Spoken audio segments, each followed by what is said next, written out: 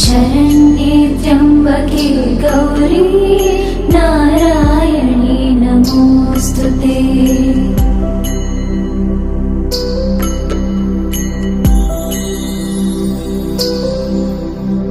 सर्वमङ्गलमाङ्गल्ये शिवे सर्वार्थसाधिके शरण्ये त्र्यम्बके गौरी नारायणी नमोऽस्तुते।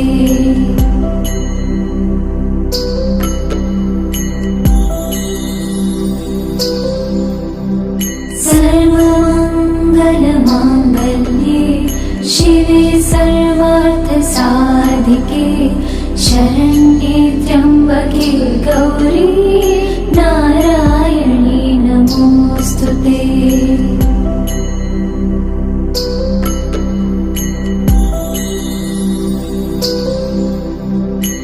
राम हरे हरे हरे कृष्ण कृष्ण हरे हरे राम राम राम हरे हरे हरे कृष्ण कृष्ण हरे हरे हरे राम राम राम हरे हरे हरे कृष्ण कृष्ण हरे हरे हरे राम राम राम हरे हरे कृष्ण कृष्ण हरे हरे हरे राम राम हरे हरे हरे कृष्ण कृष्ण हरे हरे हरे राम राम हरे हरे हरे कृष्ण हरे पुंडलीकवरदाहरि विठ्ठल श्री ज्ञानदेव तुकाराम अवधूत चिंतन श्री गुरुदेव दत्त भगवान गोपाल कृष्ण महाराज भगवान श्रीधर स्वामी महाराज के जय। अम्बा माता के जय।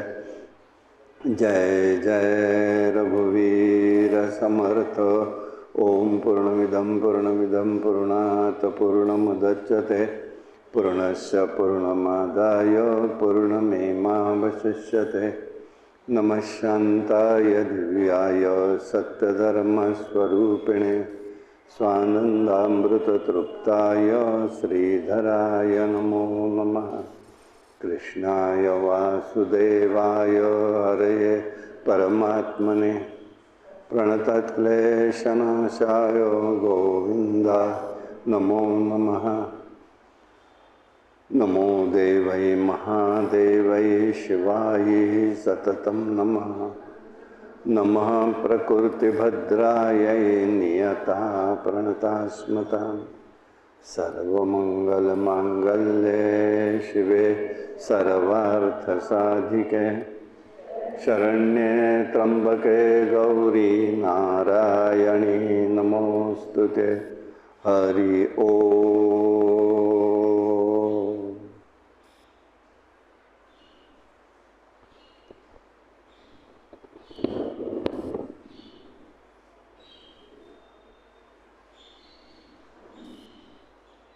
व्यास महर्षी जन्मेजयाला भगवतीचं सगळं चरित्र सांगतायत, शक्तीचं वर्णन करतायत।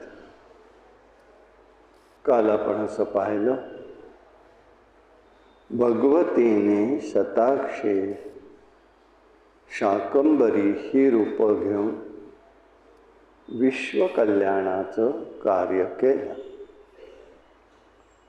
शाकंभरीने एकूण प्रथम 64 शाक म्हणजे भाज्या निर्माण केल्या। म्हणजे असं आहे, म्हणून तिथे प्रघात असा आहे की 64 भाज्यांचा नैवेद्य समर्पण करायचं। मग आता 64 भाज्या एका वेळेला कशा मिळणार? म्हणून मग आमच्या त्या भागामध्ये ज्या काही पालेभाज्या मिळत असतात आणि त्यावेळेला पौष महिन्यात उपलब्ध नसतात, जेव्हा त्या उपलब्ध असतात तेव्हा त्या खोडून चांगल्या प्रकारे वाळवून ठेवतात. एक पूर्वी प्रघात होता. हरभऱ्याचे झाडाचे सुद्धा, छोट्या रोपांचे सुद्धा पाले हे खुडून ठेवत असत आणि आपल्याला पाहिजे त्यावेळेला त्या वाळलेल्या पाल्याची भाजी करायची. अतिशय छान लागतंय ते सुद्धा. तिकडे त्या भागात हा प्रकार अधिक आहे. मग फळभाज्या ज्या उपलब्ध आहेत त्या अशा एकत्र करतात. आता प्रत्येक वेळेला ते शक्य होईल असं नसतं. म्हणून मग भाजी करण्यापूर्वी आलं टाकतात, जे सगळ्या भाज्या आल्या म्हणतात. आणि झालं सगळं भाज्या टाकून की आवळा टाकतात की आता घट्ट त्याचं होऊ देत, म्हणजे एकत्र आल्यात. असं आलं आणि आवळ्याचा उपयोग ते भाज्यांमध्ये करत असतात. माहिती म्हणून सांगितलं, इथे काही लिहिलेलं नाही आहे. पण तिने ज्या शाख निर्माण केल्या त्या 64 होत्या, म्हणून 64 भाज्यांचा नैवेद्य म्हणतात. आणि महालक्ष्मीला 16चं असतं. 16 तंतू 16 भाज्या असतात.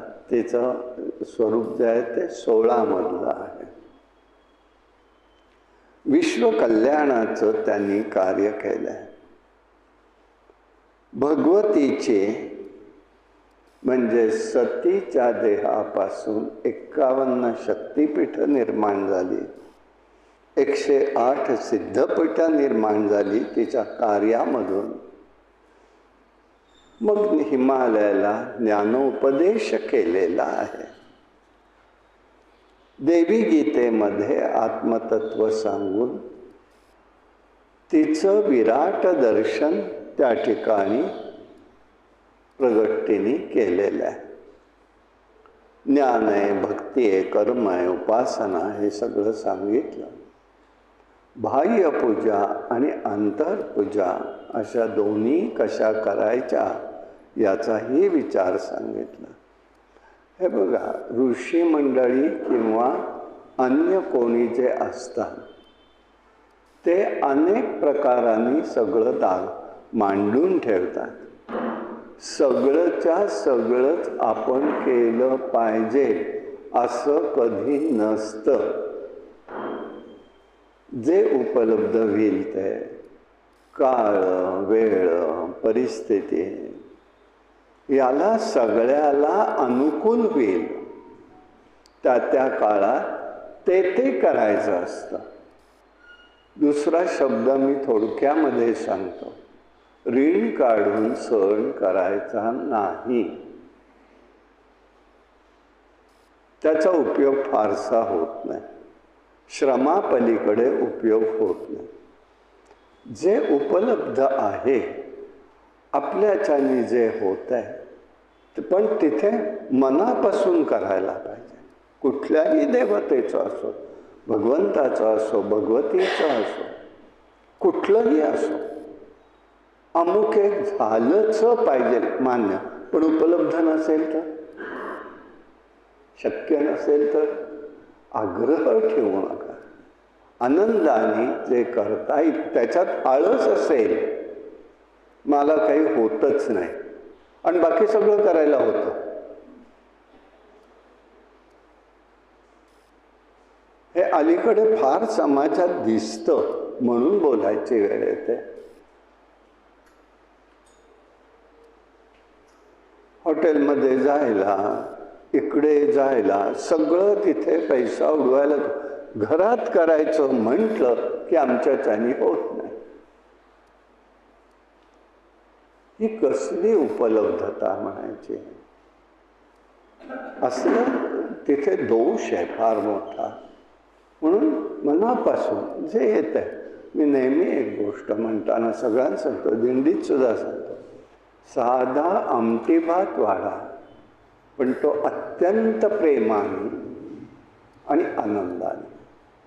त्यांनी जे पोट भरतं ते त्रागा करून पंचपक्वान्न केली तरी काही उपयोग होत नाही. भरण होतं, पोषण होत नाही. यावर्षी तुम्हाला गंमत वाटेल, पाऊस इतका, रस्त्याची कामं वाटेवर चाललेली, तरडला तर 5 तास पाऊस, उभं राहायला जागा नाही, वर्ग मिळाले ते गळके. बरं, आडोशाला सगळा समाजच आला. आम्ही आमची दिंडी उतरायची म्हणून आम्हाला नाही म्हणता येणार. सगळेच वारकरी आहेत, सगळ्यांना आडोसा पाहिजे. बसून वेळ काढला रात्रीचा. 10ला पाऊस थांबल्यानंतर अहो चालून आलेली लोक पावसात भिजलेली काही दिलं तर पाहिजे ना. आचार्याला म्हटलं, पहिल्यांदा बाबा काय लागतील तेवढे पोहे करा, पहिल्यांदा गरम गरम पोहे करा, आडोशाला गॅस लावा आणि लगेचच्या लगेच सगळ्यांना, आणि सगळ्यांना रात्री 11 वाजता 12 11:30 वाजता गरम गरम पोहे दिले. द्यायला पाहिजेलच आहे, मी सांगण्याचं भूषण नाही आहे मला. वेळ काळ परिस्थिती, अहो सगळं करायला म्हणायला तर पाहिजे ना.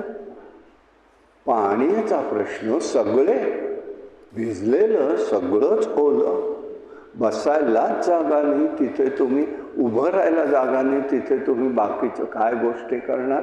म्हटलं बाबांनो, प्रेमाने एवढं खा आणि शांत बसा, भगवंताचं नाव घे. बसा, पडता आलं पडा, आळीपाळीनी करा, काही इलाज नसतो, परिस्थितीच असते. हे करावं असं मला म्हणायचं आहे. असं असतं इथे. म्हणून ही पूजा विधी त्यांनी सांगितला. मनूकडून विस्तार झाल्याचं सांगितलं. वराह अवतार होऊन पृथ्वीची स्थापना केली. हिरण्याक्षकाचा वधही केला. सर्वत्र शक्तीचं प्रगटीकरण असून तिच्या सत्तेने सारं चाललेलं आहे. देवीचं वास्तव्य मणिद्वीपात होतं. तसं जंबूद्वीपही आहे. जंबूद्वीप म्हणजे जंबू नदीच्या किनाऱ्यावरती जांभळाची झाडी आहेत. त्या नदीत गंधर्व पत्नी आणि जगदंबेच्या सख्या या स्नान करत असतात. त्यामुळे नदीचं पाणी सुगंधित होतं. भूमी जांभूळ रसाने युक्त होऊन तिच्यावर पडणाऱ्या सूर्यकिरणामुळे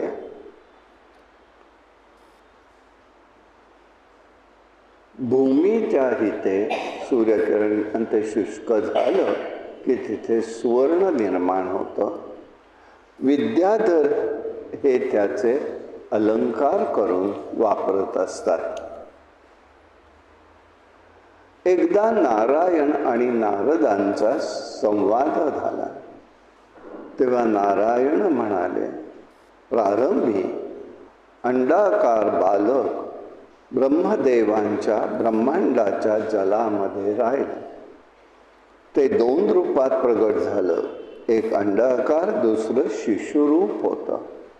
हे जे शिशुरूप आहे त्याचं तेज किती आहे तर कोटी समान आहे तेज.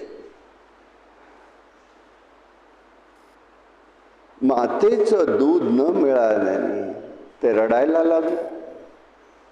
त्याचं तेज श्रीकृष्णाच्या 16व्या अंशाप्रमाणे होतं. श्रीकृष्णाच्या 16व्या अंशाप्रमाणे इतकं प्रचंड तेज आहे. रोमसंख्या जितकी असंख्य तितकी विश्व अगणित निर्माण केली त्याने. त्याप्रमाणे रजकण अगणित आहेत, तितकीच अगणित रूप हे भगवंत आणि या भगवतीची आहेत. प्रत्येक वेळेला त्यांनी तसं कार्यही केलेलं आहे. सृष्टीचं कार्य सांगितलं. नारदांनी प्रकृती देवीच्या पूजनाबद्दल विचारलं, तेव्हा नारायणांनी सांगितलं, बाबा रे, ही भगवती जसे पंचदेव आहेत, आपण पाहिलं पंचायतन पूजेमधल्या, तशा या 5 भगवतीच्या शक्ती आहेत. आणि ह्या 5 ज्या आहेत त्या आपल्याला नित्यपणे आपल्या जवळ आहेत. मार्कंडेयांनी पुष्कळ विस्तार सप्तशतीमध्ये केलेला आहे. कांतिरूपेण, निद्रारूपेण, मायारूपेण, छायारूपेण, या सगळ्या शक्ती आहेत तिच्या. मातृरूपेण. आणि तशी हिते ते म्हणतात फक्त 5 स्रोत आहेत. तिथून त्याच्या पुढून त्याच्यातनं त्या प्रगट झालेल्या. दुर्गा, राधा, लक्ष्मी, सरस्वती आणि सावित्री या देवी सृष्टीच्या विधायिका आहेत. त्यांच्यात प्रकृतीच्या अंशरूप आहे. प्रथम सरस्वतीबद्दल त्यांनी सांगितलं. आणि या सरस्वतीचं ह्या नवरात्रामध्ये सप्तमी, अष्टमी आणि नवमी पूजन केलं जातं. हा जो प्रघात आहे तो साधारणपणे कलकत्त्याच्या म्हणजे बाजूला हा प्राधान्याने आहे. तसंच माघ मासात शुक्ल पंचमीला प्रत्येक लोकात विद्यारंभाची तिथ म्हणून तिचं सरस्वतीचं पूजन करतात. आता काही ठिकाणी पाडव्याला करतात, गुढी पाडव्याला. तर तसं ते हिते सांगताना ते सांगतात की विद्यारंभाचं पूजन हे माघ पंचमीला झालं पाहिजे. माघ पंचमीला करायचं आहे बालकांना त्या ठिकाणी. आणि ह्या सगळ्याला एक वैशिष्ट्य आहे बरं का. या सगळ्या संस्कारामागे प्रत्येकाच्या ठिकाणी पुण्यावाचनादी कर्मही आहे, नुसतं नाही आहे. नाव ठेवताना सुद्धा पुण्यावाचनादी कर्म आहे, जातकर्मालाही आहे. मग जातकर्म करताना पंचमीची पूजा करताना सोयर येतं, त्याला काय म्हणणार? ह्या पूजा करत असताना सोयर धरायचं नसतं. तिथे सोयराचा संबंध येत नाही. पण त्या 5वीला 5वी, षष्ठीला षष्ठीची पूजा आणि त्याच्याचप्रमाणे जातकर्म हे सगळं करायचंच असतं. आम्ही पुढे करून नाही. आता माहितीच नाही आहे आम्ही नक्की काय करायचं असा मला प्रश्न विचारतात. विचारू देत, त्याचं दुःख नाही आहे मला, किंवा त्यांचे शोकांतिकाच झालेली. मग म्हणायचं माझ्या सासूनीच मला सांगितलं नाही तर मी काय तुला सांगणार. झालं, सासूवर ढकललं, मोकळे झाले. अरे पण तुम्हाला तुमचं वाटत नव्हतं का? आपली संस्कृती, आपला विचार आपल्याकडे काय आहे बघावं, करावं. असो, त्याप्रमाणे ते पूजन आहे. मग तिच्यासाठी स्तोत्रपाठ आहे. अगदी जरी काही करता आलं नाही तर व्यासमहर्षी म्हणतात ओम श्रीम ह्रीम सरस्वत्यै नमः एवढंच म्हणा. किती सवलती द्यायच्या सांगा तुम्ही? सवलती किती द्यायच्या? एवढंच म्हणाले, मग का जास्त काही करू? एवढं म्हणून जे काही करायचं ते अक्षर फूल व्हायचं ते व्हा. वैदिक अष्टाक्षरी मंत्राचं अनुष्ठान करतात. त्यांनी सरस्वती कवच मनुष्याभोवती निर्माण होतं आणि मनुष्य ज्ञानी पंडित होऊ शकतो. गंधमादन पर्वतावरती ब्रह्मदेवांनी भृगूला सरस्वती कवच हे सांगितलेलं आहे. याचा प्रयोग तत्वज्ञान व सर्वार्थ साधन यासाठी केलेला आहे. या सरस्वती कवचाला विश्वविजयी असं म्हणतात, असं व्यास महर्षी सांगतात. याज्ञवल्क नावाचे ऋषी होऊन गेले, सरस्वतीला प्रसन्न करून घेतलं, पण गुरुशाप झाल्यामुळे त्यांची सगळी विद्या ही नष्ट झालेली आहे. त्यामुळे दुःखी होऊन लोलार्क कुंड येथे जाऊन भगवान भास्कराची, सूर्याची त्यांनी उपासना केली. भास्करांनी त्याला वेदांग शिकवलं. स्मृती राहावी म्हणून सरस्वतीचं कवच म्हणायला सांगितलं. म्हणजे स्मृतीसाठी सरस्वती कवचाचं पाठ विद्यार्थ्यांनी करावा.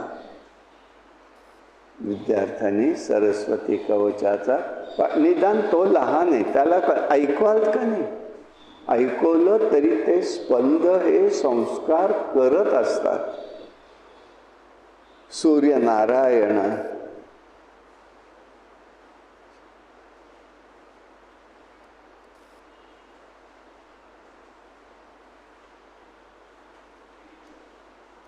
सूर्यनारायण त्यावेळेला अंतर्धान पावले.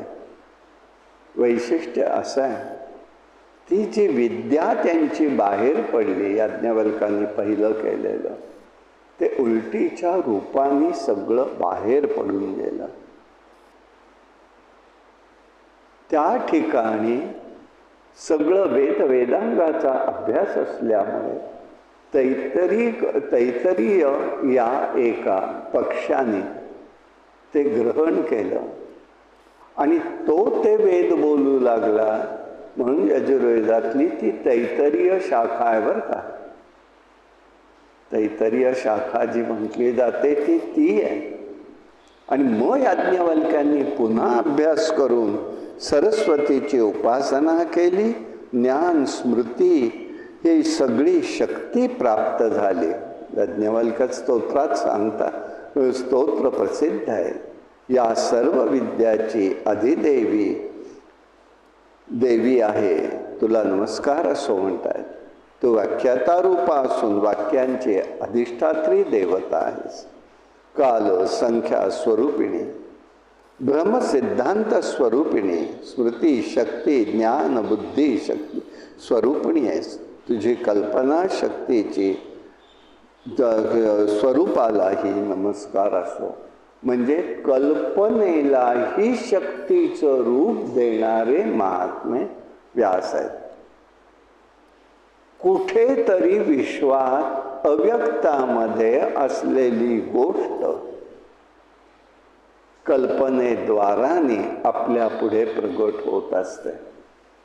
अवलंबून ठेवायचंय असं मात्र नाही, परंतु तिथे मात्र ती भगवत शक्ती त्या कल्पनांच्या माध्यमातून सुद्धा आपल्या समोर प्रगट होत असते. आणि म्हणून ही स्वरूप ही देवीची राधा ही एक शक्ती आहे. राधा ही कृष्णाची अतिशय प्रिय आहे. कृष्ण ही दोन आहे. एक आहे तो गोलोकीचा कृष्ण, तिथे राधा आहे. एक आहे ती श्रत शृंगावरती आहे. दुसरी आहे द्वारकाधीश कृष्ण, देवकीनंदन कृष्ण, यशोदानंदन कृष्ण. हा द्विभुज आहे, तो चतुर्भुज आहे.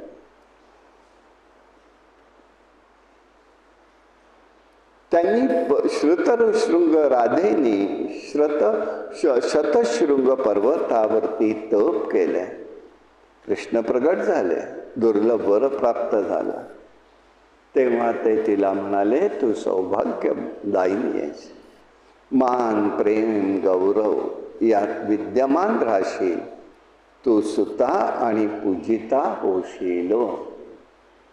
सुता आणि पूजिता तू होशील हे सांगितलेलं आहे.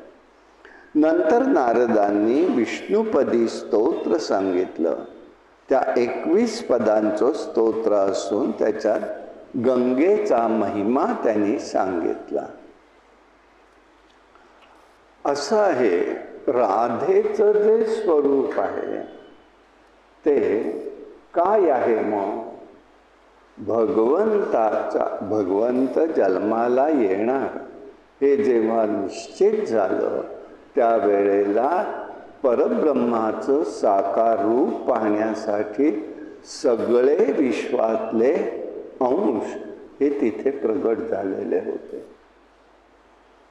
अष्टदिक्पाल तर सगळं वैभव द्यायला आलेले होते. गोलोकीच्या गोपी सुद्धा त्या ठिकाणी प्रगट होणार होत्या. अशा पद्धतीने सगळेच आलेले तिथे. लक्षात घ्यायचंय आपल्याला, सामान्य नाहीये. आणि ते भगवंताचा जो प्रेमाविष्कार आहे, निज प्रेम जे आहे ते त्यांनी घेतलेलं रूप म्हणजे राधा आहे. प्रेम शक्ती वेगळीच आहे. शक्तीमध्ये काही गोष्ट असते, या प्रेमात गोष्ट नाहीच आहे. निर्लोभ आहे, निर्विकारी आहे, निरामय आहे. आणि म्हणून मग ते आहे कसं आपल्याला समजावं. म्हणून मगाशी म्हटलं ही भगवतीची शक्ती आहे. कल्पना सुद्धा म्हणजे काय? चांदण्यासारखं निर्मळ. चांदणं कसं असतं? नीलवर्णीय आहे, पूर्ण निळा नाही आहे, पूर्ण पांढरा नाही, पूर्ण काळा नाही, पण नीलवर्णीय आहे. आणि म्हणून भगवंतांनी सुद्धा नीलवर्ण धारण केलेला आहे. भगवंताच्या प्रेमाचा रंग म्हणून राधेने नीलवर्ण धारण केला. आणि ती गौरांगी आहे. गौर वर्णात सुद्धा फरक असतात.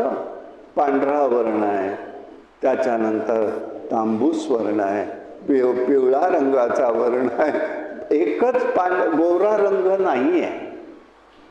मग ती पीतवर्णी आहे म्हणून भगवंत पितांबर दिसतात. ऐक्य आहे दोघांच्यात. आणि ज्या लोकांना, ज्या मयूरकुटीमध्ये ज्या मयूरांना राधा आणि कृष्णाचं दर्शन झालं, किती नयनांनी पाहू असं त्या मोरांना झालं, तेव्हा एकच डोळा असणारा मोर त्या ठिकाणी अनेक डोळे निर्माण होऊ लागले. ते ज्या वेळेला त्याला ती दोन रूप दिसतात तेव्हा दोन त्या ठिकाणी अक्ष म्हणजे डोळे प्रगट होतात. ती कृष्ण लीला, लीला करवणारी ही राधा शक्ती आहे. म्हणून ते दोन डोळे.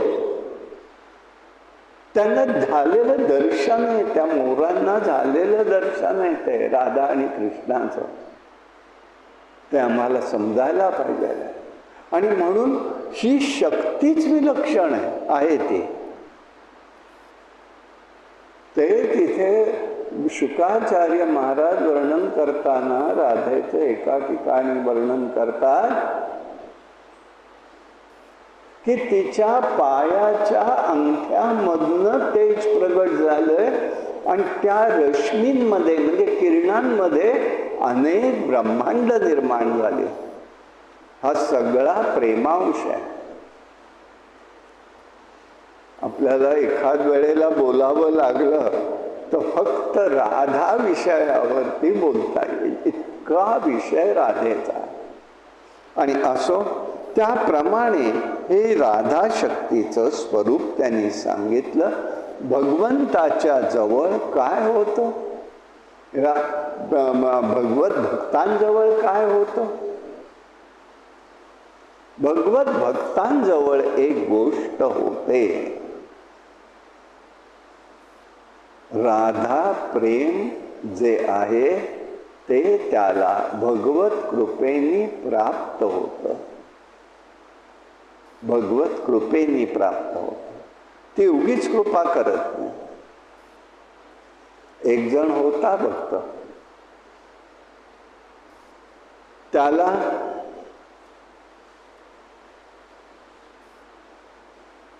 एकदा स्वप्न पडलं की आपण कुठेतरी दूरवर आहोत आणि अशा टोकावर येऊन उभे राहिलोय की पुढेही अंधार आहे. अंधार म्हणजे अंधारच आहे. आता मागचंही काही दिसत नाही, पुढेही जाता येत नाही. हा संभ्रमात पडला, तर कुठल्या रस्त्याने मी जाऊ? हा जाऊ म्हटल्यानंतर तिथे त्याच्या भोवती 3-4 महिला आल्या. सगळ्यांच्या डोळ्यासमोर घुंगट होता.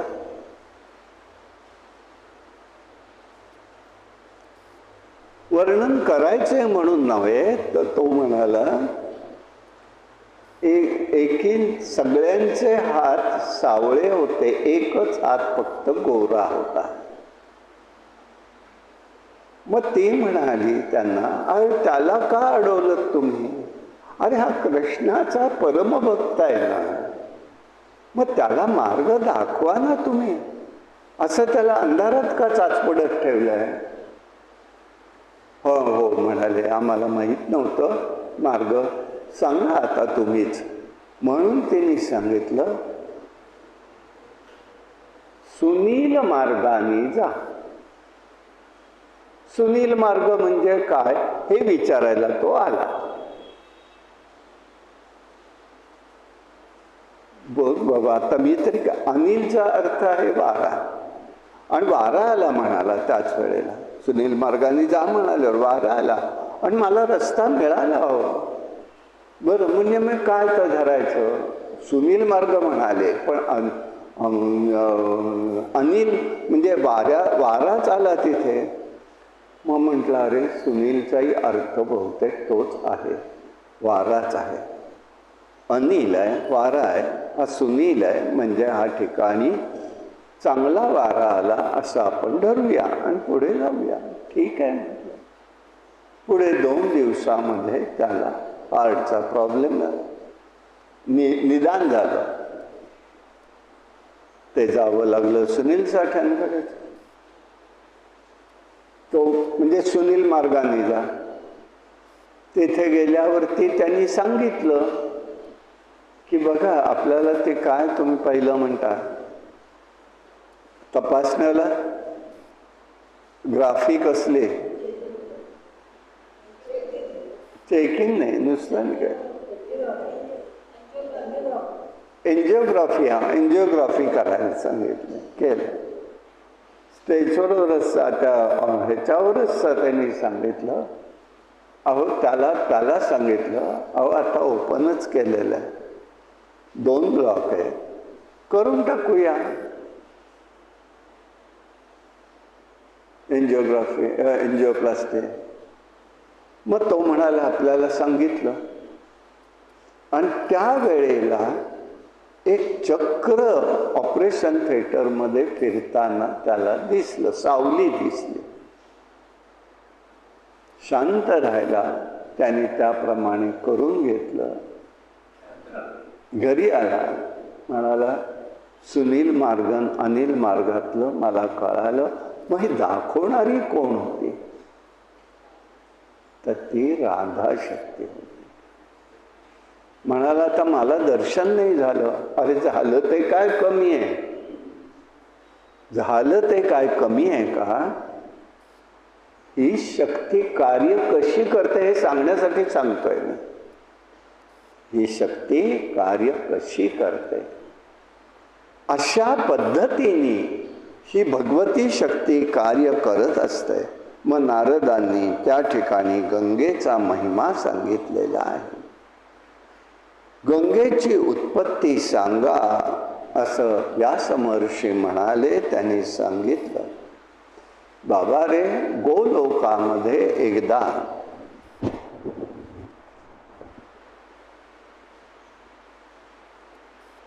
कृष्ण आणि राधा एका झाडाखाली बोलत बसलेले असतात. बराच काळ गेला, कळलेलं नाही. लक्ष्मी माता या शोधायला निघाल्या, कुठे आहे, कुठे आहे, कुठे आहे. शेवटी गोलोकीला येतात, त्यांना तिथे दिसतं. बोलतायत. त्या लगेच जवळ गेल्या. जवळ येणार तोच तिथून ते गायब झाले. आता तिला मार्ग कळाला. जिथे या ब्रह्मांडात दोघं जातील तिथे जायचे. शेवटी म्हणाली, ही आपला पिच्छा सोडणार नाही. म्हणून दोघं जलमय झाले आणि भगवान विष्णूंच्या अंगठ्यामध्ये जाऊन बसले, उजव्या पायाच्या. तिथे बसले आणि पृथ्वीवरती हाहाकार सुरू झाला. का झालं, का झालं? राधाही नाही आहे, कृष्णही नाही. सगळे चिंतातूर झाले. शेष नारायणाकडे सगळेजण आले. आल्यानंतर त्या ठिकाणी त्यांनी विचारलं, कुठे गेले? त्यांनी सांगितलं, माझ्या उजव्या पायाच्या अंगठ्यामध्येच बसलेले. अहो, जगामध्ये आता अन्नाचा तुटवडा पडलाय, पाणी नाही, दुर्भिक्ष झालंय. द्या, कशात घेणार म्हणाले. ब्रह्मदेव म्हणाले, माझ्या कमंडलूमध्ये मी घेतो. त्याच्यामध्ये ती संजीवनी म्हणून ते पाणी प्रगट झालं. भुक्ती मुक्ती देणारी शक्ती त्या पाण्यात आहे. मग त्यांना तिथे त्या ठिकाणी ते घेऊन ते पाणी निघाले. जसं जसं ते त्याच्यातनं बाहेर पडत गेलं तसं तसं त्यात प्रवाह सुरू झाले आणि सगळीकडे पाण्याचं दुर्भिक्ष निघून गेलेलं आहे. प्रथम तिला स्वर्गलोकात प्रगट केलं. नंतर भगीरथाने प्रयत्न केले. ती विष्णुपदी म्हणून शंकरांच्या मस्तकावरती ती आली. तिथून तिने भूतलावर लोकोद्धार आणि जगदोद्धारासाठी ती वाहू लागली. अशा प्रकाराने मग ती जगताचं रक्षण करणारी आहे. आणि तिथे महत्त्वाची गोष्ट, राधा आणि कृष्ण हे सगुण रूपातली चतुर्भुजाची ही अंतर्धान पावली आणि सगळं जलमय झालं. ही गंगा ही राधा आणि कृष्णाचं स्वरूप आहे. आणि म्हणून तिला येणारे सगळे प्रवाह मिळाल्यानंतर देवप्रयागपासून पुढे होणारी जी आहे हिमालयात ती गंगा, ते पाणी अत्यंत, म्हणजे वरचं पाणी अपवित्र नाही आहे, पण ते टिकणारं होतच असं नाही. भागीरथीचं आणलं, पिंडारक क्षेत्राचं आणलं, सरस्वतीचं आणलं, अलकनंदेचं एक एकटं आणलं तर टिकेल असं नाही. पण जेव्हा तुम्ही देवप्रयागचं पाणी पुढे घेता तेव्हा ते टिकतं. म्हणून ऋषिकेश आणि हरिद्वारला त्याचं महत्त्व खूप आहे. हे सगळं तिथे इतकं विलक्षण आहे या सगळ्या, म्हणून त्याला देवभूमीच म्हणतात. याप्रमाणे आहे. म्हणून राधेचं स्तोत्र आहे, कवच आहे, ध्यान आहे, पूजाविधी सांगितलेला आहे. आणि म्हणून आपण प्रार्थना करतो, राधे राधे प्रेम तुला भगवंते दिधले, त्यातील अंश मला तू दे. ही प्रार्थना आहे तिला. द्यायचं झालं तर ते प्रेम दे बाई, मला काहीच नको. आणि देणार असेल तर ही जी भावना आहे ना, ती भगवती शक्तीचे आहे, राधा शक्तीचे आहे. आणि मग तो प्रेमाचा बुंद जीवनाला कलाटणे देतो. नारदांनी विचारलं, तुलसी पूजा स्तोत्र काय आहे? नारायण म्हणाले, स्वतः भगवंत तुळशीवनात जाऊन स्नान करत असत. तिचं स्तवन करायचंय तेव्हा एकदा स्तोत्र गायलेलं आहे. लक्ष्मी म्हणजे श्रीम आहे, माया ही रीम आहे, कामबीज हे क्लीम आहे आणि वाणी बीज हे ऐम आहे. वृंदावन्याय स्वाहा नमहा दोन्हीही म्हणतात. या मंत्राचा पूर्वविधी पूजा करतात. स्तोत्रात ते म्हणतात, तू सर्वत्र पूजनीय आहेस, तुला वक्षस्थलावर घेतलेलं आहे, त्यामुळे देव तुला मस्तकावरती धारण करतात, अशी पुष्कळ स्तुती केलेली आहे. आणि तिलाच वृंदवती, विश्व पावती, पुष्पसारा, नंदिनी, तुलसी, कृष्णजीविनी अशी नावं त्या तुळशीची आहेत. आणि त्याच्यामध्ये 2 प्रकार आहेत, कृष्ण तुळस आणि श्वेत तुळस. कृष्ण तुळस जी आहे ती कृष्णाला प्रिय आहे आणि श्वेत तुळस जी आहे, श्वेत म्हणजे हिरवाच रंग आहे, पण हा काळपट आहे, तो हिरवाच आहे. तो जो आहे रंग तो रामाला प्रिय आहे असे त्या ठिकाणी सांगितलं जातं. हा पूजाविधी कण्व शाखेमध्ये आहे आणि कण्व शाखेमध्ये तुळशी पूजनाला पुष्कळ महत्त्व आहे. या तुळशीचा कार्तिकी पौर्णिमेला ती प्रगट झाली, तेव्हा भगवंताशी तिचा विवाह झाला. पुढे नारायणाने मद्र देशाचा राजा अश्वपती याच्याबद्दल सांगितलं. मोठा राजा होऊन गेलेला आहे तो, त्याच्याकडे दैत्यांचं बळ होतं. मित्राचं दुःख हरण करणं, मित्रांचंही दुःख तो हरण करत असे. त्याची राणी जी होती ती मालती होती, त्यांना संतान नव्हतं. वशिष्ठांच्या आज्ञेवरून त्यांनी यज्ञ केलेला आहे आणि तेव्हा त्यांना सावित्री नावाची कन्या झालेली आहे. त्यामुळे ती दुःखी आणि निराश झाली होती. राजाने विचारलं, तेव्हा आता या सावित्रीचं आम्ही पुढे कसं करावं? तेव्हा तिला सांगितलंय, ती सावित्रीने तप केले, घोर तप केलं. आणि मग त्यानुसार आता इथे एक सांगितलंय बरं का, सावित्रीला गायत्रीचा जप सांगितला.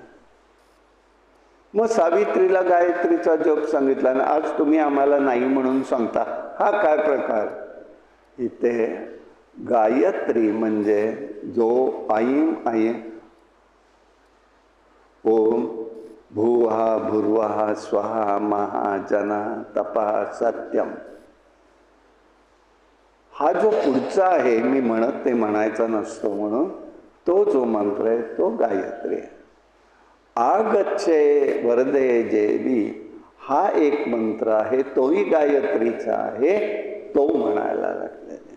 त्याचं तिने उपासना केलेली आहे.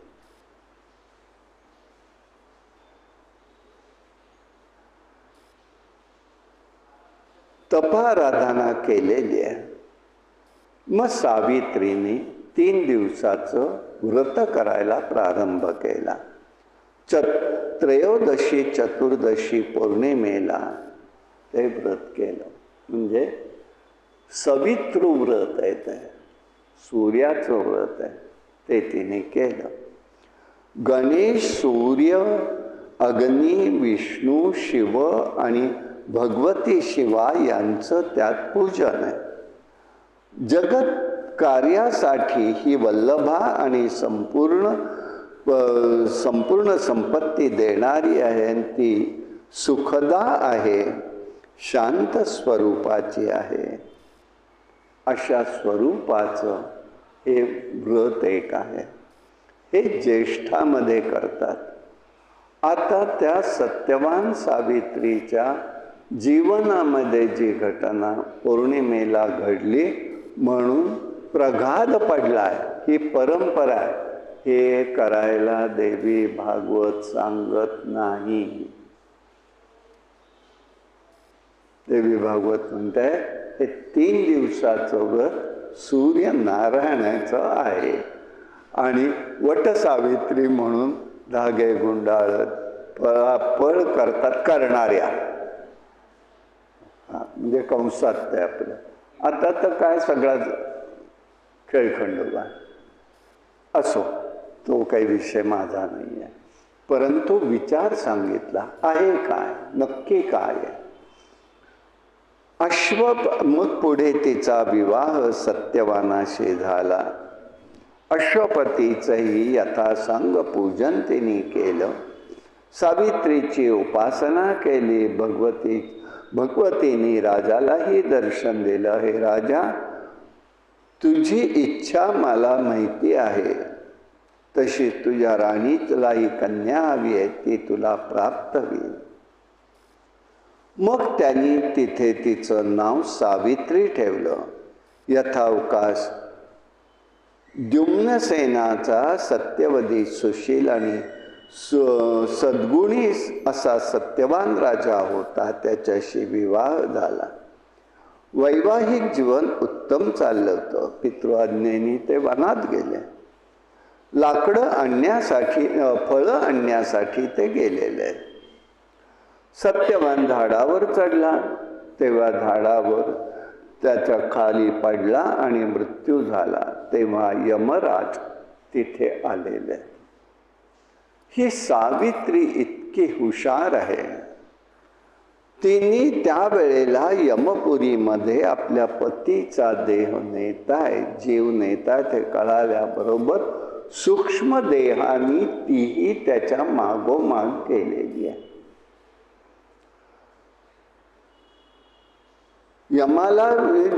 यमानी सांगितलं तुला इथे येता येणार नाही. मध्ये संवाद बराच आहे, मी फक्त महत्वाच्या गोष्टी सांगतोय करून, नाही तर आपला आवरणारही नाही आहे. आवरण्यासाठी सांगतो असं नाही, स्थूल रूपाने आपल्या समोर हे सगळं प्रगट व्हावं एवढाच विषय आहे. आपण सावित्री म्हणाली आपण ज्ञानी आहात. धर्म काय सांगतो? पतीला सोडून मी कुठे जाऊ? माझ्या शंकेचं निरसन करा. तिने सरळ सरळ सांगितलं माझ्या शंकेचं निरसन करा. तेव्हा दोघांच्यात संवाद झाला, उद्बोधक चर्चा झालेली आहे. जीवाला सुख दुःख भय शोक हे सगळेचे अनुभव हे त्याच्या कर्मानुसारच येत असतात. जीवाला कर्मामुळे देहधारणा होते, हरिसेवा करून तो मुक्त होऊ शकतो. मी तुला काय आणि वेगळं सांगायचं? आता सावित्रीने विचारलं कर्माचं स्वरूप काय आहे मग? तेव्हा त्याचं निमित्त काय आहे? देहात अभिमानाने कोण राहतो? कर्माचा कर्ता कोण आहे? जीव आणि परमात्मा याविषयी मला सविस्तर सांगा. यमधर्म म्हणाले वेदांनी सांगितलेलं कर्म केलं तर कर्म ते मंगलप्रत घडतं.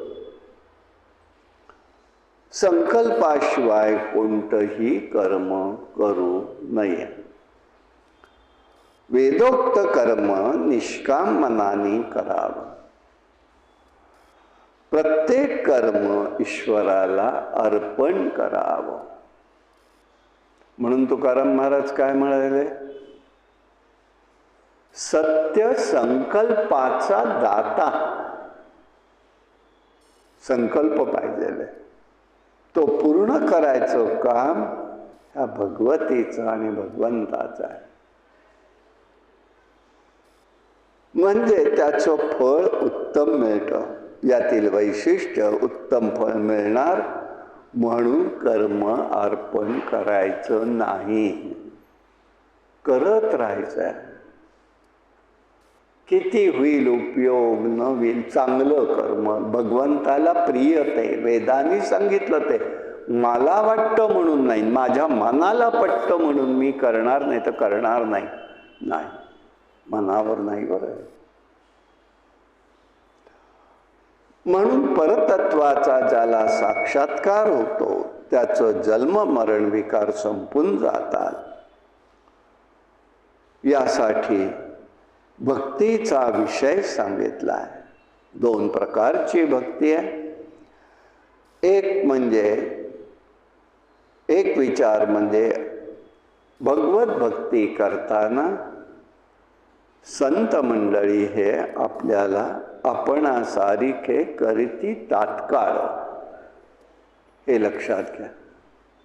हिते अपपर भाव नाही, आपणासारखे करीती तात्काळ.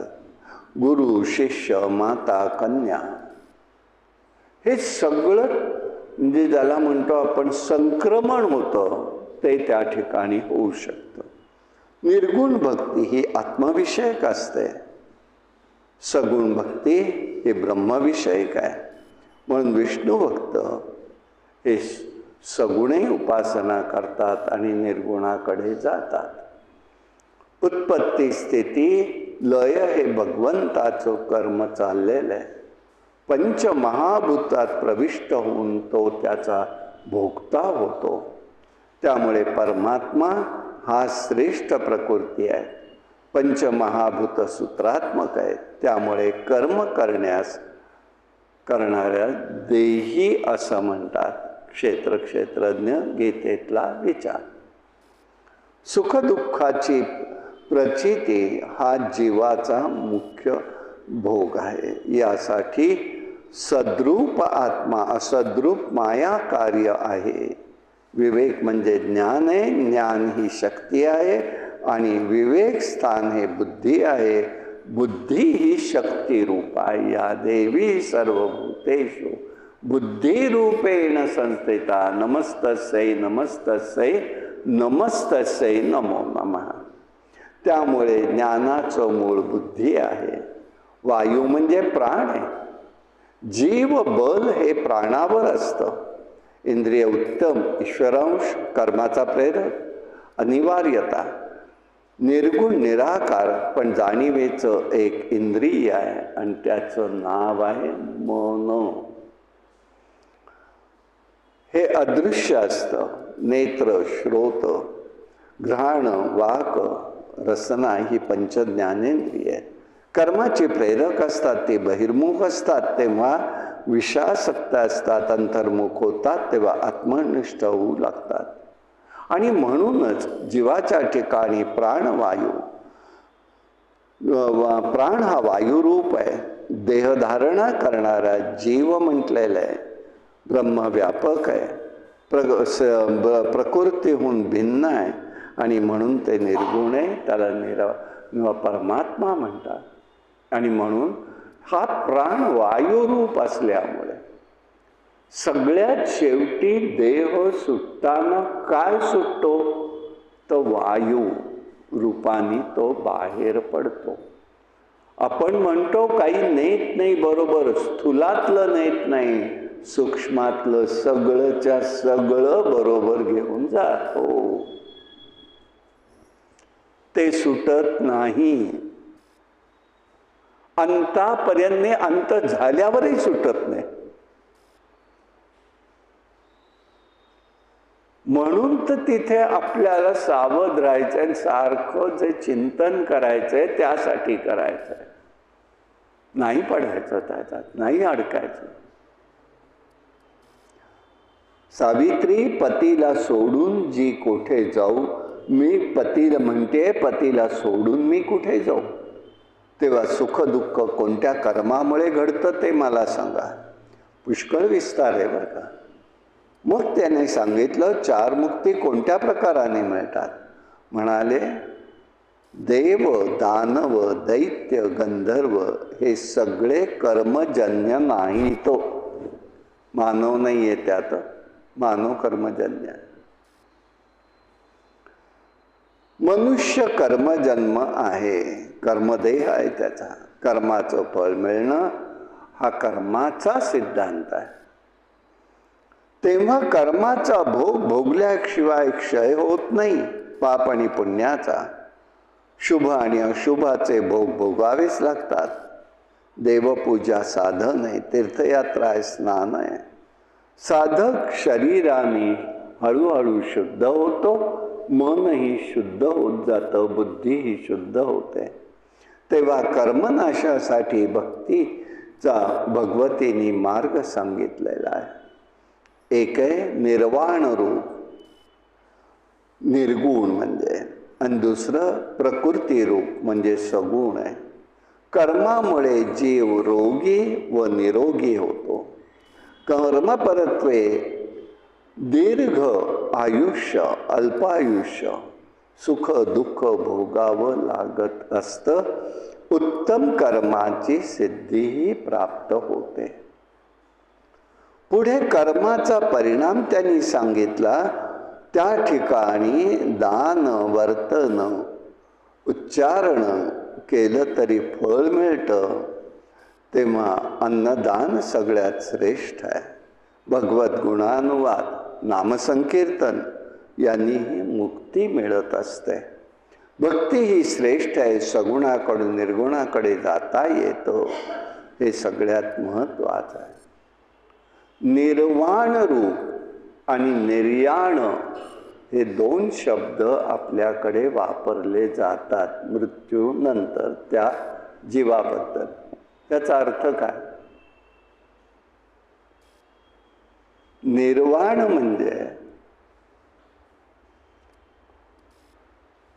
तिथे आपल्याला जीवाला न्यायला येणारं कोणी जो असेल तो येतो आणि पटकन चला म्हणतो की लगेच निघायचं असतं, ते निर्वाण आहे.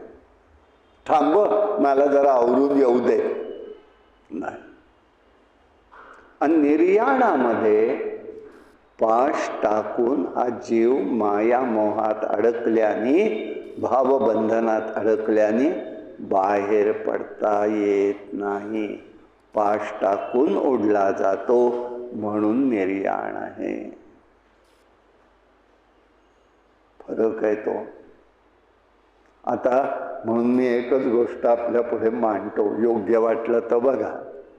आपल्याला सगळ्यांना माहिती आहे आपल्या पाठीमागे मृत्यूची बस आहे बरं का, प्रत्येकाच्या मागे. आणि कोणी म्हणाला टाळतो, काही कोणी टाळू शकत. वेळ मागे पुढे होईल, पण ते टळू शकत नाही. मग मी नेहमी एक गोष्ट सांगताना सांगतो, सावधगिरीने ऐका, की ती बस एखाद दिवशी आपल्या शेजारी येऊन उभी राहते. अरे बाळा चल, तुझी वेळ झाली, बस गाडीत, की पटकन बसायचं आहे बरं का, पटकन बसायचं आहे. थांबा, येतोय, हा येणार आहे, तो येणार आहे, नाही नाही नाही, कशासाठी अडकायचं नाही, पटकन बसायचं. मृत्यूची बस कालचक्र चालू आहे, कोणासाठी थांबायचं नाही, कशातही अडकायचं नाही. यासाठी हे चिंतन आहे. यासाठी अहो, जन्माला येणं जितकं चांगलं आहे तितकं मृत्यू सुद्धा सुंदर करणं हेही उत्तमच आहे. सुंदर करायचा, तो असा करायचा. आणि यासाठी हे बघायचं आहे. भक्ती श्रेष्ठ आहे. सगुणाकडून निर्गुणाकडे जाता येतं. सलोक, समीप, सायुज्य, सारूप्य अशा प्रकारच्या मुक्ती आहे. कृष्ण भक्त मुक्तीची इच्छा करत नाही. न लगे धनसंपदा, मुक्तीची इच्छाच नसल्यामुळे भक्तीने त्यांना सेवा निरंतर वाटते. सेवा कशी वाटली पाहिजे? मग राम नामी उपजे आवडी, सुख घडोघडी वाढो लागे, त्याला अंत नकोय. क्षणार्धामध्ये प्रत्येक क्षणाला भगवत नाम भगवत चिंतन हे आम्हाला आनंददायक वाटलं पाहिजे, तर ती भक्ती आहे. उदाहरण, किती वर्ष मी करतोय पण मला कसलाही अनुभव येत नाही. आता काय करायचं याला? याचा अर्थ आपलं कुठेतरी चुकतंय आणि म्हणून झोपेतही माळ पडता कामा नये. महाराज आम्हाला नेहमी ही गोष्ट एक सांगायची. म्हणून मी आपल्या सगळ्यांना म्हणते, करमाला ठेवा. ज्या वेळेला हात थांबेल त्यावेळेला तो त्या ठिकाणी तुमचं नाम घेत जाईल.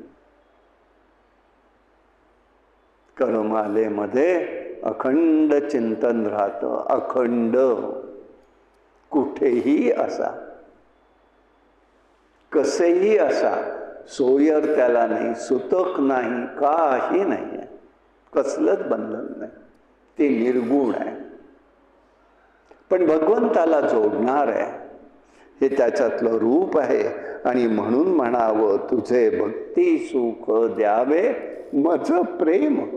भगवंता तुझं भक्तीचं सुख दे रे बाबा, फक्त द्यायचं झालं तर, बाकी नको काही आम्हाला. तेव्हा तुला ज्ञानमार्ग आणि भक्ती मार्ग सांगितला. कोणत्याही मार्गाने जा, भगवतीची सेवा म्हणजेच त्या ठिकाणी सावित्रीचं व्रत आहे. मग त्या ठिकाणी नरकाचं वर्णन केलेल्या 28 प्रकारचे नरक आहे.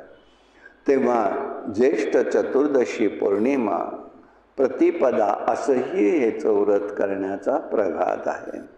सावित्रीला मग यमधर्मांनी पतीसह घरी परत पाठवलं. हे सावित्रीचं व्रत आहे. सूर्यदेवा अधिदैवी वेदमंत्रादी अधिष्ठात्रीत असल्यामुळे या देवीला सावित्री असं म्हटलेलं आहे. पंचायतन षडदेव पूजन गृहस्थांनी केलं पाहिजेल आहे. आणि यासाठी गृहिणी नित्य चुलीची, गणेशाची, दिनेश म्हणजे सूर्याची, अग्नीची, विष्णूंची, शिवाची, देवीचं स्मरण केलं पाहिजे. हे कधी करणार? मग अंघोळ झाली की एक 5 मिनिटं आपण आपलं बसून करायचं, स्वतः करता, कोणाकरता सुद्धा नाही. आणि मग त्यावेळेला जमलं तर एक मंत्र व्यासांनी सांगितलाय, ओम श्रीम ह्रीं ऐं कमलावासिन्यै स्वाहा किंवा नमः. सावित्रीच्या आख्यानात मूळ प्रकृती आकार शून्य गायत्रीचं यश सांगितलेलं आहे. आता लक्ष्मीचं स्वरूप त्यांनी विचारलं. नारदांना सांगतायत नारायण, ओम श्री ह्रीं ऐं कमल्यावासिनी नमः मंत्र म्हणावा. लक्ष्मी ही अमावस्येला, अश्विन अमावस्येला समुद्रातनं उत्पन्न झालेली आहे. म्हणून तिला त्या ठिकाणी कमलोद्भवी म्हणून म्हणतात. ती कमळातनं आणि समुद्रातनं प्रगट झालेली आहे. त्याला शाप दुर्वासांकडून प्राप्त झाला. तेव्हा इंद्राला शाप प्राप्त झाला, तेव्हा लक्ष्मी रहित झाला. आणि म्हणून त्यावेळेला इंद्रानी देवीची स्तुती केलेली आहे. नमस्ते सर्व लोकानां जननी अब्ध संभवां श्रीय मुंद्रींद्र पद्माक्षे विष्णोर वक्षस्थल स्थिता त्वां सिद्धिस्त्वां सुधा त्वां लोकपावनी संध्या रात्री प्रभामूर्ती मेधा श्रद्धा सरस्वती. पुष्कळ मोठं स्तोत्र आहे. गृहस्थाश्रमात म्हणावं असं सांगितलेलं आहे. दक्षिणा हे क्रयशक्तीचं सामर्थ्य आहे. ही लक्ष्मी ओली आहे, समुद्रातनं उद्भवलेली आहे, म्हणून ते सांगतात की ती ओली करून द्यायचा प्रघात आहे. म्हणून आपल्याकडे दक्षिणा आता पाळत नाही आहेत कोणी, परंतु आपल्याकडे जर काही असेल तर दक्षिणा ही ओली करूनच दिली जायची. म्हणजे नाणं जे द्यायचं वरती ते ओलं करून द्यायचं. नारदांनी मग षष्ठी, मंगला षष्ठी, मनसा देवी ही प्रकृती अंशरूप सांगितलं आहे. प्रकृतीच्या 6व्या अंशापासून उत्पन्न झाल्यामुळे षष्ठी पूजा म्हणतात. ही बालकांची अधिष्ठात्री देवता आहे. बालदा किंवा विष्णुमाया म्हणून तिला ओळखतात. स्वामी कार्तिकेयची प्राणप्रिया, बालकांना आयुष्य देणारी आणि त्याच वेळेला ती रक्षिका आहे त्यांचे. आणि म्हणून योगसिद्धीने देवी योग बलानी बालक सान्निध्यात राहते. प्रियव्रतांनी आपल्या मुलासाठी हे केलेलं होतं. ब्रह्मदेवाची मानसकन्या देवसेनाला परत दिली तेव्हा तिला सुव्रता म्हणून लागले.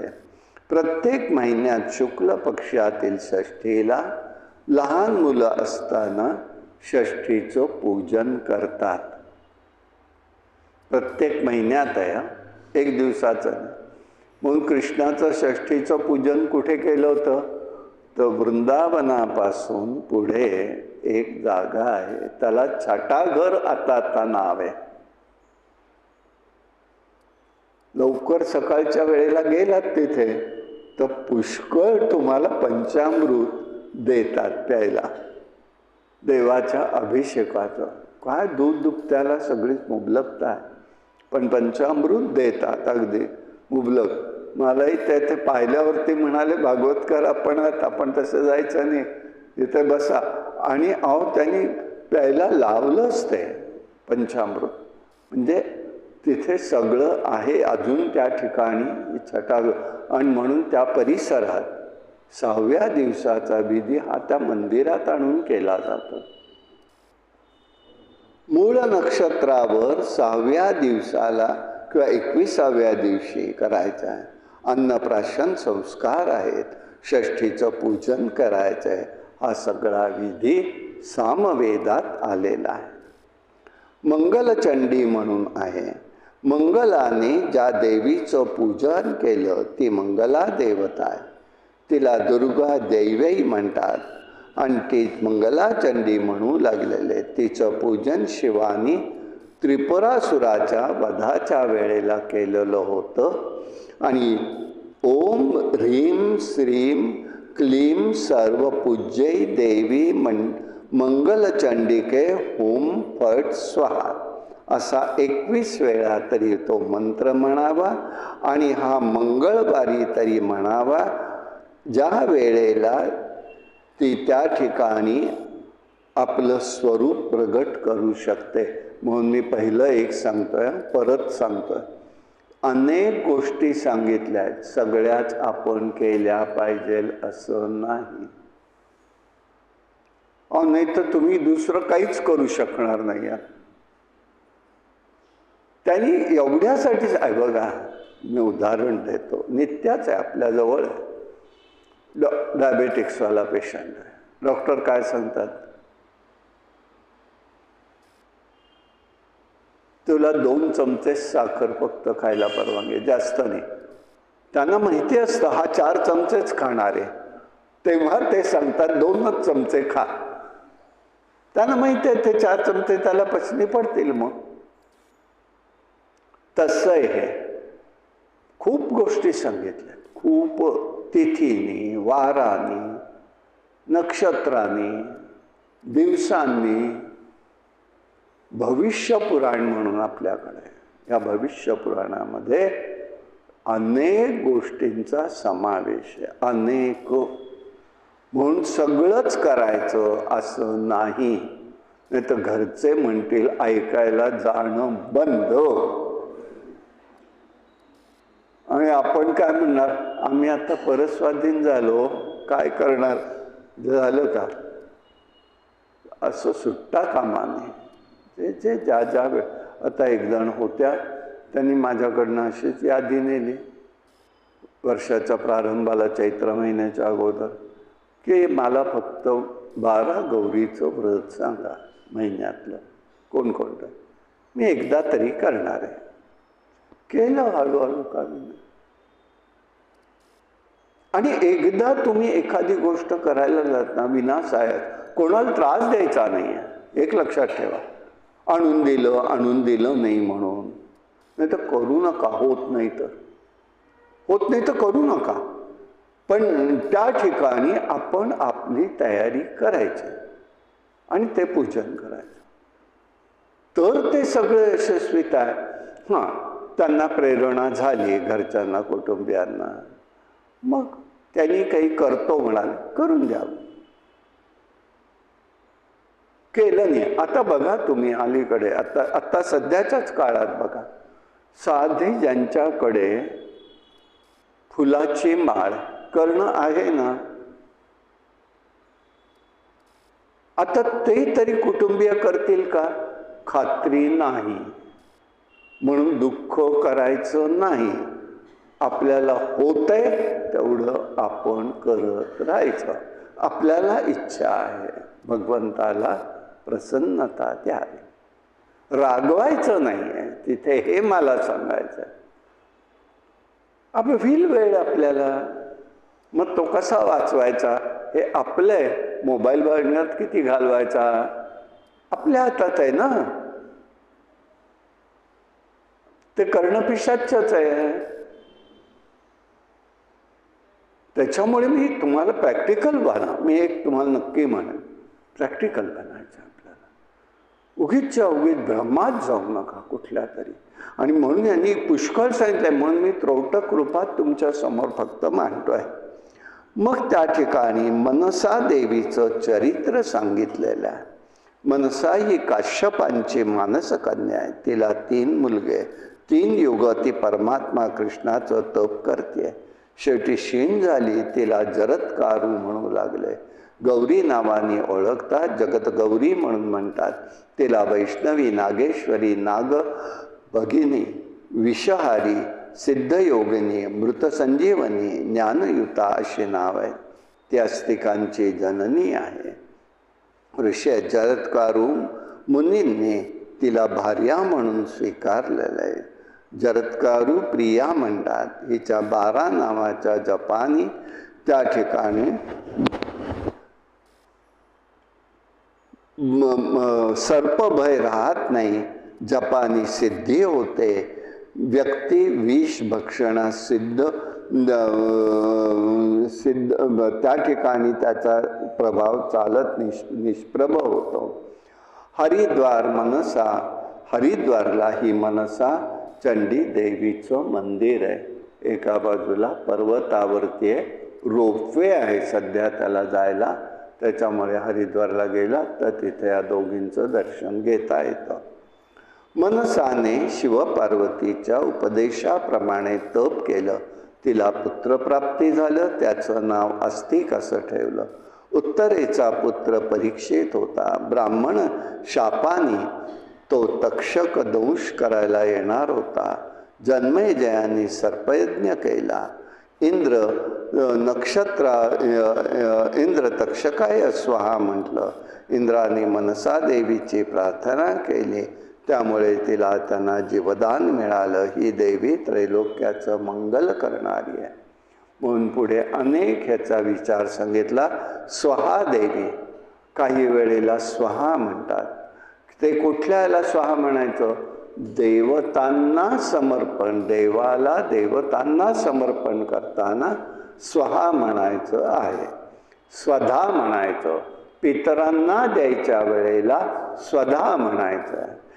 दक्षिणा आहे ती सुद्धा राधेची सखी आहे आणि तिला त्या ठिकाणी कृष्ण सान्निध्य प्राप्त झालं, म्हणून दक्षिणा कधीही खाली ठेवायची नसते. प्रघाद आहे खरा तो. जेवायला बसल्यानंतर आपल्याकडे एक प्रसाद आहे, द्यायची असते, पण ती जमिनीवर नाही ठेवायची. दक्षिणा हे भगवतीचं स्वरूप आहे, ती राधेची सखी आहे, म्हणून तिला त्यांनी हातात द्यायचंय प्रेमाने, त्यांनी त्याचा स्वीकार द्यावा. अशा प्रकाराने हे कर्म करून फळ मिळवता येतं. कर्म केल्यावर फळ देणारी ही देवता आहे. अशा प्रकाराने हे सगळं स्वरूप सांगितलेलं आहे. आता उद्या महालक्ष्मीचं चरित्र आपण पाहणार आहोत. कायेन वाचा मनसेंद्रिये बुद्ध्यात्मना प्रकृती स्वभावात करोमि यद्यं सकलं परस्मै नारायणाय समर्पयामि. हरि ओम तत्सत. विठ्ठल विठ्ठल विठ्ठल विठ्ठल विठ्ठल विठ्ठल विठ्ठल विठ्ठल. पुंडलिक वरदा हरी विठ्ठल श्री ज्ञानदेव तुकाराम अवधूत चिंतन श्री गुरुदेव. भगवान गोपाल कृष्ण महाराज, भगवान श्रीधर स्वामी महाराज की जय. अंबा माता की जय. जय रघुवीर समर्थ.